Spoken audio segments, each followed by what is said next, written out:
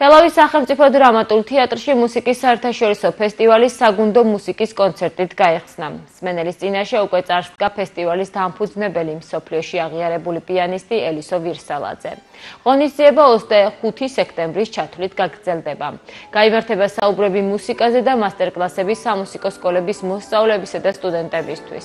ფესტივალი საქართველოს კულტურის სამინისტროს მხარდაჭერითა და კლასიკური მუსიკის დაცვის, განვითარებისა და პოპულარიზაციის ცენტრის ორგანიზებით იმართება.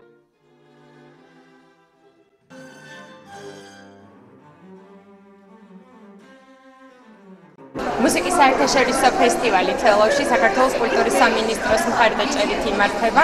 დღეს უკვე მეორე დღეა გუშინ გორის ქალთა გუნდის შესრულებით არაჩვეულებრივი სოლო კონცერტით გაიხსნა ეს ფესტივალი. დღეს კი ქალბატონმა ელისო ვირსალაძემ ისეთი ტრადიციული შესანიშნავი საღამო აჩუქა მსმენელს, როგორც სწორედ მას ჩვევია და ძალიან დიდი ბედნიერებაა, როდესაც შეგიძლია მოусმინო ელისო ვირსალაძეს.